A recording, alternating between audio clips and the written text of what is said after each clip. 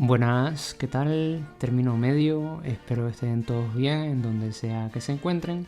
Inicialmente aviso que aún trabajo en los videos sobre Adam Smith, pero sin querer utilizando esto como excusa.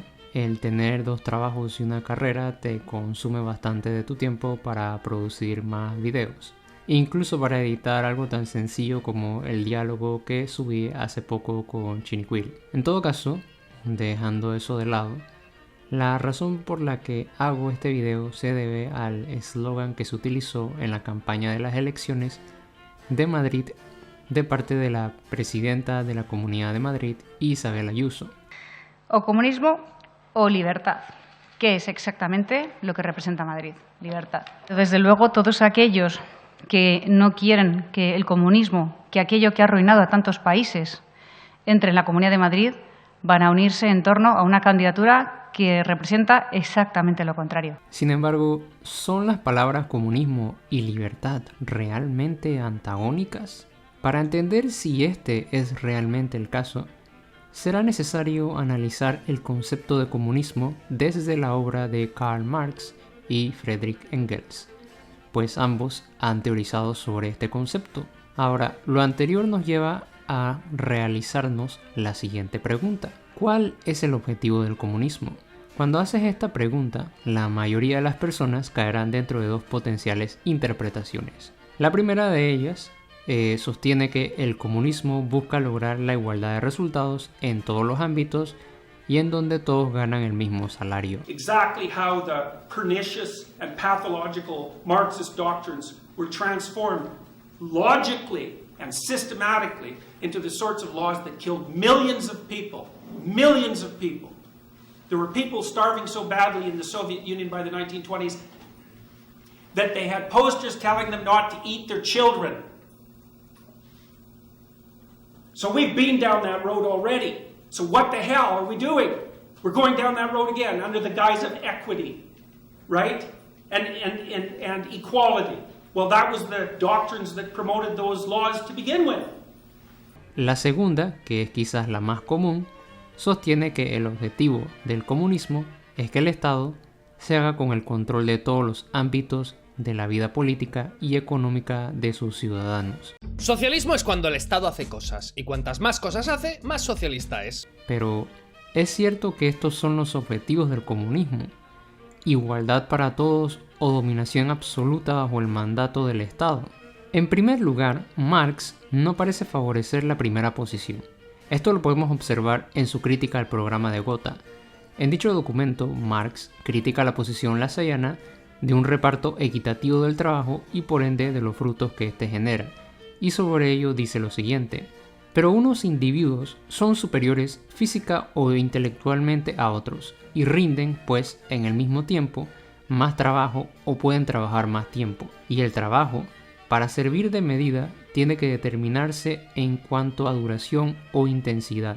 De otro modo, deja de ser una medida. Este derecho igual es un derecho desigual para trabajo desigual. En este sentido, la crítica de Marx apunta a que esta búsqueda de igualdad no reconoce ninguna distinción de clase, privilegios u otros elementos que puedan colocar en desventaja a aquellos que no cuentan con los privilegios que acompañen a su clase social. Y además, desconoce la desigual capacidad de rendimiento humana, con lo cual apostar por esta supuesta igualdad sería en el fondo apostar por la desigualdad. A lo anterior podemos añadir lo que indicó Engels en su carta a Auguste Bebel de 1875. Dice: la concepción de la sociedad socialista como el reino de la igualdad es una idea unilateral francesa, apoyada en el viejo lema de libertad, igualdad, fraternidad. Una concepción que tuvo su razón de ser como fase de desarrollo en su tiempo y en su lugar, pero que hoy debe ser superada, al igual que todo lo que es de unilateral en las escuelas socialistas anteriores, ya que solo origina confusiones y porque además se ha descubierto fórmulas más precisas para presentar el problema. Si la igualdad no es el objetivo del comunismo que propone Marx, ¿lo será el total control por parte del Estado de la economía y las relaciones humanas? No. Tanto Marx como Engels rechazan esta postura y señalan que el Estado era una institución opresiva, la cual a su vez es empleada por una clase social para reprimir a la otra. O dicho de otra forma, es la institución que busca amortiguar el antagonismo de clases, pero sin suprimirlo. Por ejemplo, Marx en su texto sobre la guerra civil en Francia dice lo siguiente: el poder estatal centralizado con sus órganos omnipresentes, el ejército permanente, la policía, la burocracia, el clero y la magistratura, órganos creados con arreglo a un plan de división sistemática y jerárquica del trabajo, procede de los tiempos de la monarquía absoluta y sirvió a la naciente sociedad burguesa como un arma poderosa en sus luchas contra el feudalismo. A ello también podemos añadir lo que nos indica Engels en su obra El origen de la familia, la propiedad privada y el Estado. Dice sobre ello: el Estado no es de ningún modo un poder impuesto desde fuera de la sociedad, tampoco es la realidad de la idea moral, ni la imagen y la realidad de la razón, como afirma Hegel. Es más bien un producto de la sociedad cuando llega a un grado de desarrollo determinado. Es la confesión de que esa sociedad se ha enredado en una irremediable contradicción consigo misma y está dividida por antagonismos irreconciliables que es impotente para conjurar. Pero a fin de que estos antagonismos, estas clases con intereses económicos en pugna, no se devoren a sí mismas y no consuman a la sociedad en una lucha estéril, se hace necesario un poder situado aparentemente por encima de la sociedad y llamado a amortiguar el choque, a mantenerlo en los límites del orden. Y ese poder nacido de la sociedad, pero que se pone por encima de ella y se divorcia de ella más y más, es el Estado. En ese sentido, está claro que para Engels y Marx, para ambos, el Estado es una institución opresiva y para nada debería ser una aspiración de la sociedad comunista que estos pregonan. A lo anterior cabe agregar que la opresión que promueve el Estado no solo consiste en que una clase reprima a otra clase social, sino que también dicho Estado es un generador de desigualdad entre estas, provocando que una clase se apropie de las riquezas generadas por la labor de los otros. Lo anterior es lo que precisamente provoca el Estado capitalista, de acuerdo a Marx y Engels. Y sobre ello eventualmente hablaré un poco sobre un caso particular, que es el caso de Margaret Thatcher, en el que precisamente se ve cómo el Estado capitalista genera esta desigualdad. Pero el caso es que el Estado capitalista puede, por ejemplo, aniquilar la propiedad del pequeño y mediano emprendedor y eso puede generar desigualdad. ¿Por qué? Porque esa pequeña propiedad es la base de su libertad y dignidad como un ser humano. Es decir, Marx y Engels no estaban en contra de ese tipo de propiedad, sino en contra de la propiedad del capitalista, el dueño del capital. ¿Cuál es mi evidencia? Veamos qué indica Marx y Engels en el Manifiesto Comunista al respecto. Dice: se nos reprocha que queremos destruir la propiedad personal bien adquirida, fruto del trabajo y del esfuerzo humano. Esa propiedad que es para el hombre la base de toda libertad, el acicate de todas las actividades y la garantía de toda independencia. La propiedad bien adquirida, fruto del trabajo y del esfuerzo humano. ¿Os referís acaso a la propiedad del humilde artesano, del pequeño labriego, precedente histórico de la propiedad burguesa?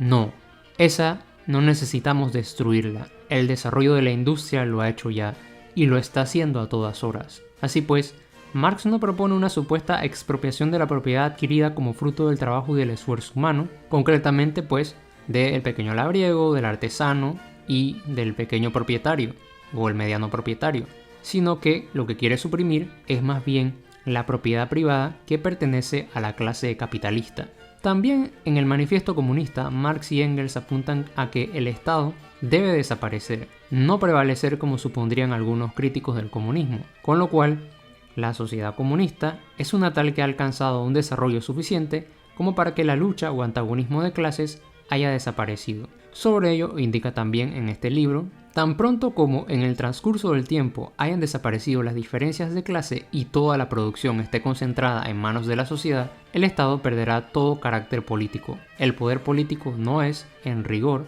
más que el poder organizado de una clase para la opresión de la otra. Así que mientras el Estado siga en pie, esto quiere decir que dicho antagonismo no se ha suprimido y más bien ocurriría que quien controle el poder político lo esté utilizando para suprimir a otros sectores de la sociedad, algo que tanto Marx y Engels rechazarían, ya sea que ocurra en un país capitalista como Estados Unidos o en un país o una sociedad socialista como lo fue la Unión Soviética. Entonces, si el comunismo no es la igualdad de condiciones o el total y absoluto dominio del Estado, ¿a qué se refieren Marx y Engels por comunismo? Aunque suene muy extraño para muchos, el objetivo al cual aspira tanto Marx y Engels, y por ende el objetivo principal de la sociedad comunista, es la libertad. Ahora, ambos autores eran críticos de la concepción liberal de libertad, pues a diferencia de estos, que comprenden a la libertad como individual y negativa, esto es, libre de toda coerción o restricción externa, particularmente la del Estado, tanto Marx como Engels ven la libertad como colectiva y positiva.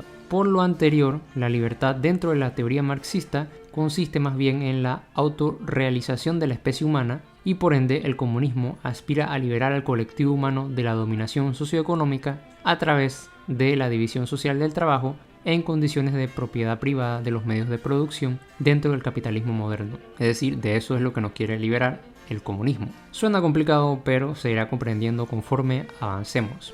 En sus manuscritos de Economía y Filosofía, un escrito del joven Marx, este ya apuntaba precisamente a lo dicho anteriormente. Influenciado por la obra de Feuerbach, Marx va a reapropiarse del concepto de alienación y distinguirlo de su contraparte hegeliana, indicando que el sujeto de alienación no es el espíritu absoluto, sino que más bien es un, cito, hombre real de carne y sangre, parado sobre la tierra redonda y sólida y aspirando y expeliendo todos los poderes de la naturaleza. A lo anterior, Marx hace la distinción de que este sujeto, el hombre, es el resultado de un largo proceso histórico de autocreación, a través de un trabajo colectivo, es decir, a través del trabajo, el hombre moldea su entorno, la naturaleza y a sí mismo. Lo anterior nos hace suponer que Marx concibe al hombre como un ser capaz de alcanzar eventualmente, a través del trabajo, una autodeterminación racional y consciente, la libertad positiva de la que ya hemos hablado. No obstante, al mismo tiempo que los productos humanos y el control de la naturaleza humana crecen, también se están sentando las bases de una forma de autoesclavitud humana.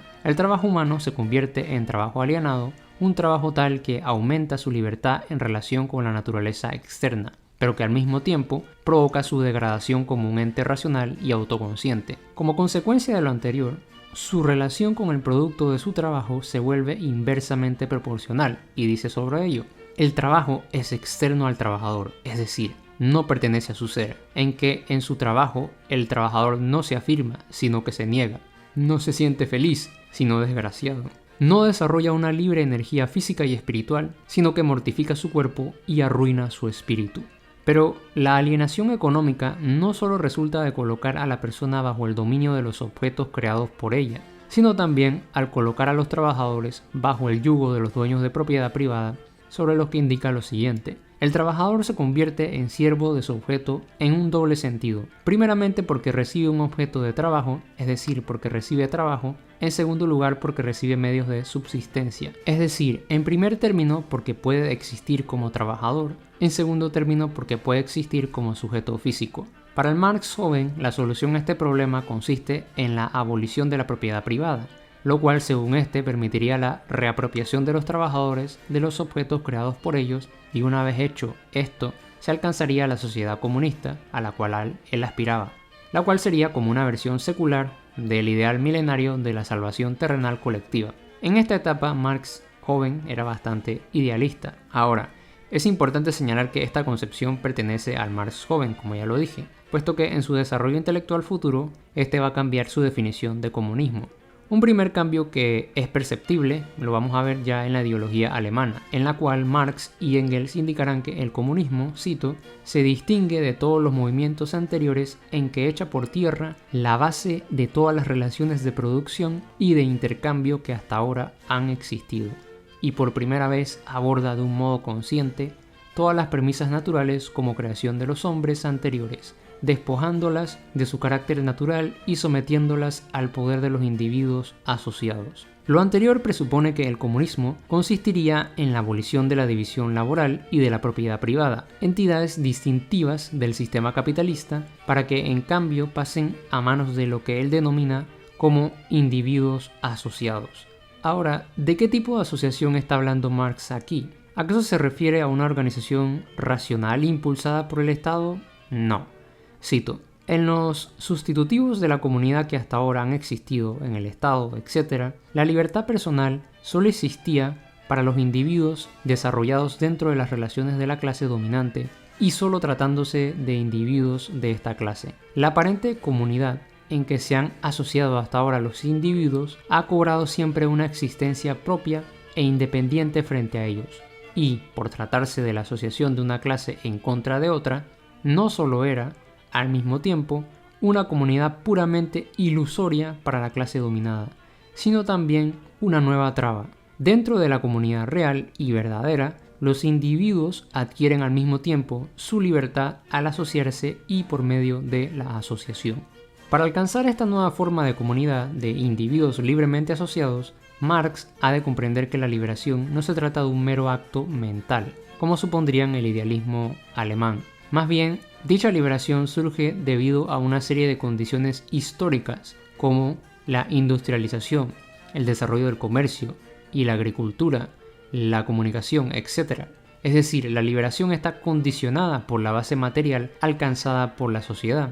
Esto lo expone nuestro autor en El Capital, tomo 1. Dice: la imagen del proceso de vida social, esto es, del proceso material de producción, solo se desprenderá de su místico manto nebuloso cuando, como producto de hombres libremente asociados, se encuentre bajo su control consciente y planificado.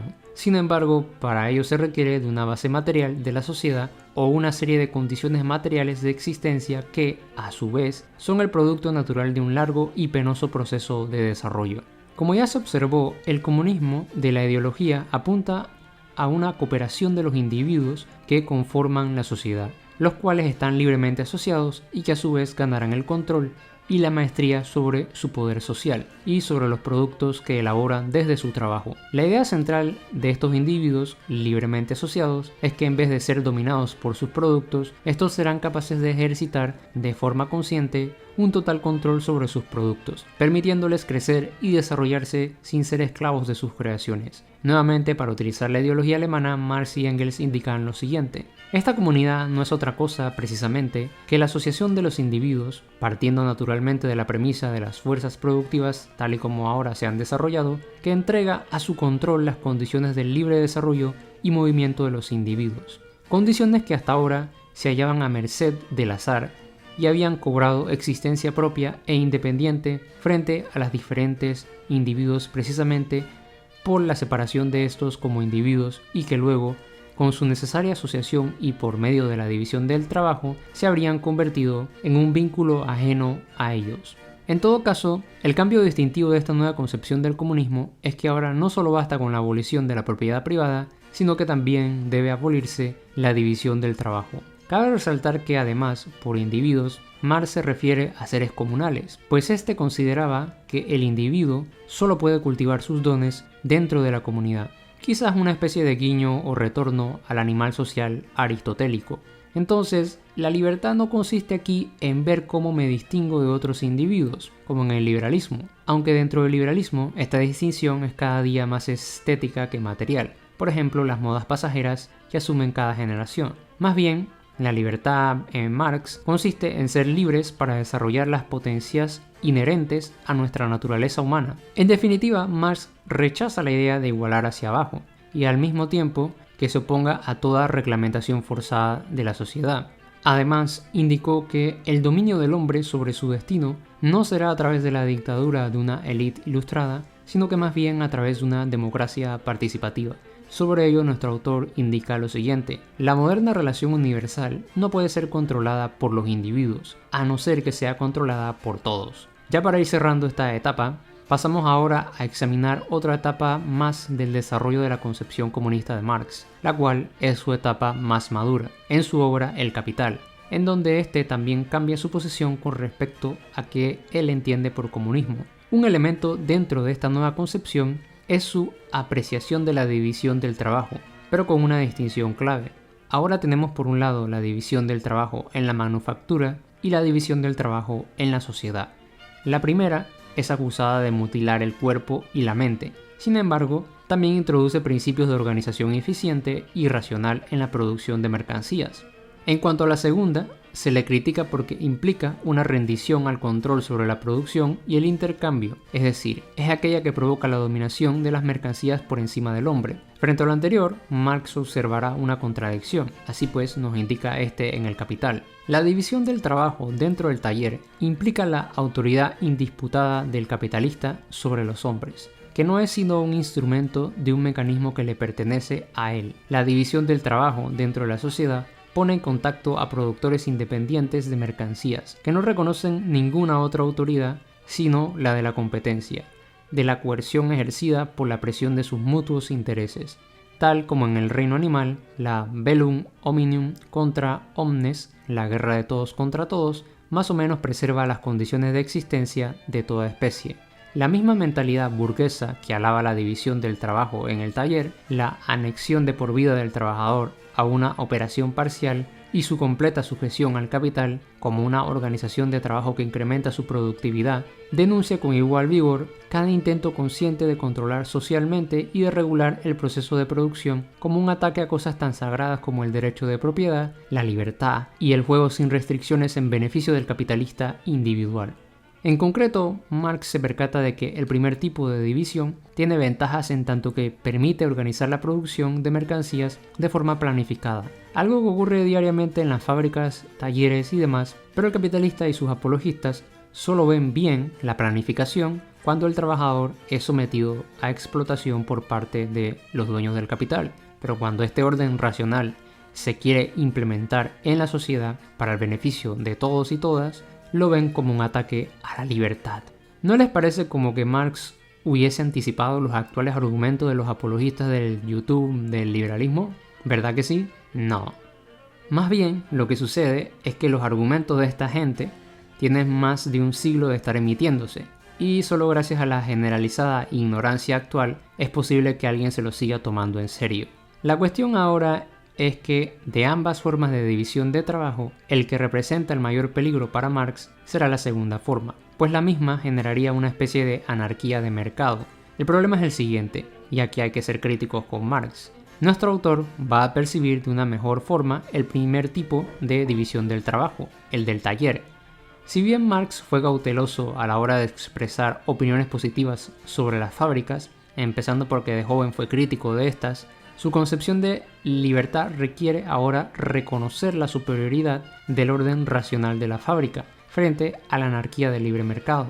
Esto tiene que ser así porque la libertad positiva de Marx, aún en su etapa más madura, es entendida como libertad colectiva, y esto presupone el control total de la economía, lo que significa la abolición de sujetos particulares actuando de forma independiente, para que sean reemplazados con mecanismos sociales y económicos que regulen la producción en torno a las necesidades humanas, y no en base a caprichos subjetivos de algunos, es decir, la producción acorde a un plan definido.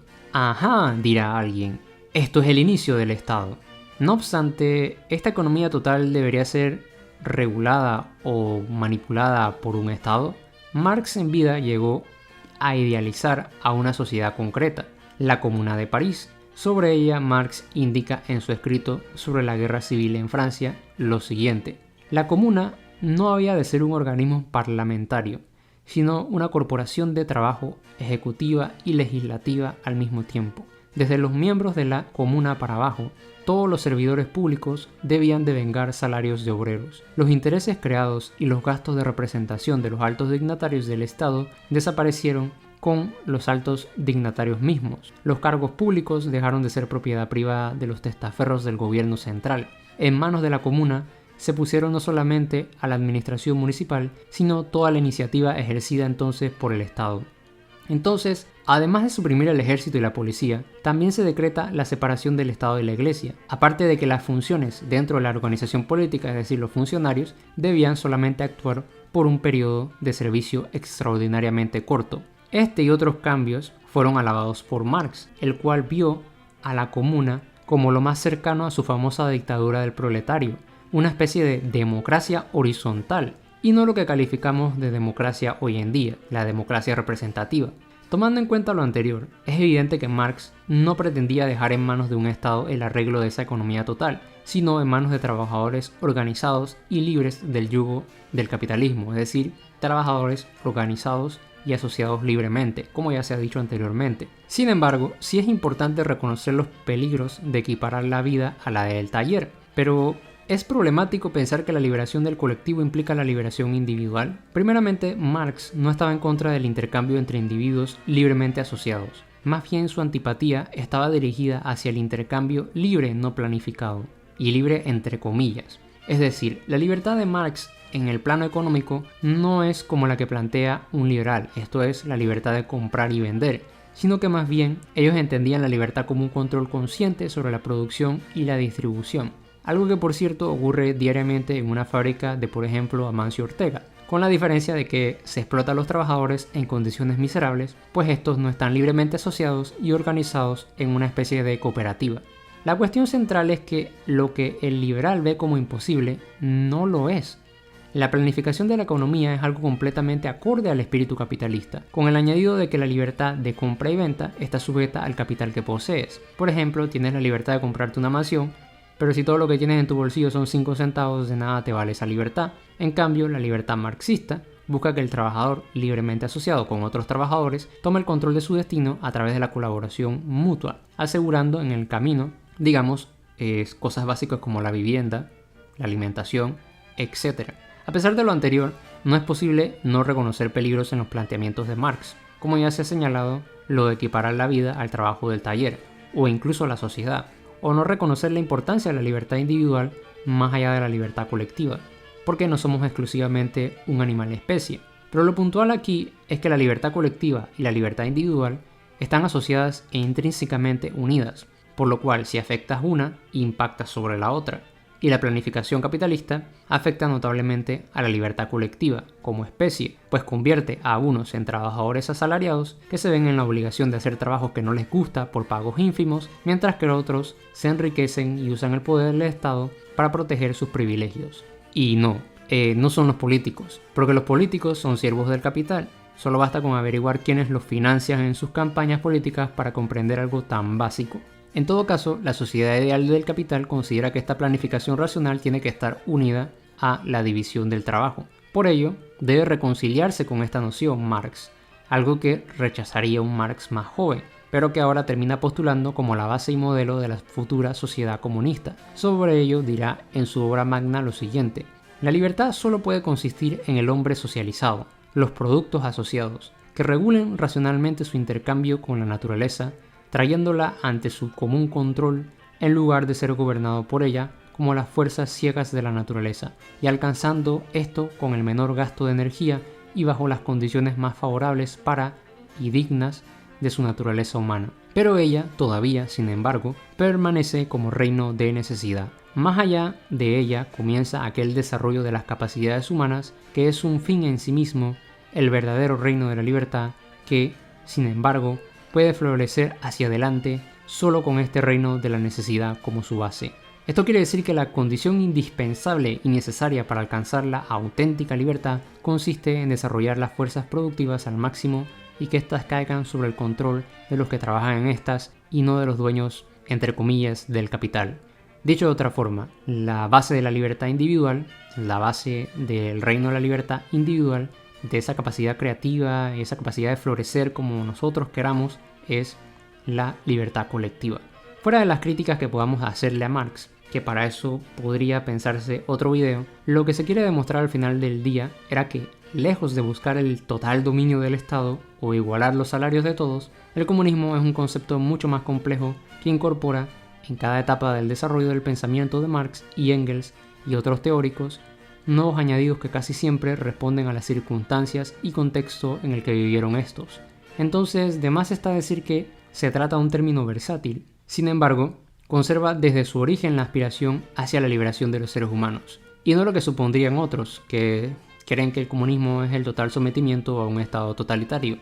De modo que, en su esencia, el comunismo podría concebirse como un ideal humano que aspira a alcanzar una mayor libertad para todos y todas, no solo para comprar y vender, o para quien posea capital, pero dado que ha sido vilipendiado y tratado como el mayor mal de la historia, porque los ganadores son los que escriben esta, es evidente que a día de hoy se ha tratado de forma peyorativa, como si se tratase de un pecado. Pero lo anterior solo revela que necesitamos educarnos más al respecto y también implica que incluso la forma en la que Marx concibe el comunismo no debe ser vista como la definitiva, pues él mismo no mantuvo una única forma de interpretarlo a lo largo de su desarrollo intelectual, puesto que dicho término siempre estuvo sujeto al contexto, sucesos y procesos históricos en los que él estuvo involucrado, tal como debería ser hoy. Con lo cual, si se plantea una definición del comunismo a día de hoy, esta debe incorporar esos añadidos y cambios actuales. Ahora, finalizando, ¿al final debería importarnos si alguien se declara comunista o no? Pues creo que no, porque considero que lo importante consiste en saber lo que implica dicho concepto y si eres socialdemócrata, un socialista libertario, un anarquista, un demócrata, etc., al final si reconoces el valor de esa libertad positiva, no importa qué nombre le pongas al final del día, no importa qué nombre te pongas a ti mismo al final del día, pues compartes el mismo ideal y eso es lo que termina pesando más. Bueno, eso es todo por ahora, espero les haya gustado este nuevo video y si te gusta deja un like, comenta o compártelo. Hasta la próxima.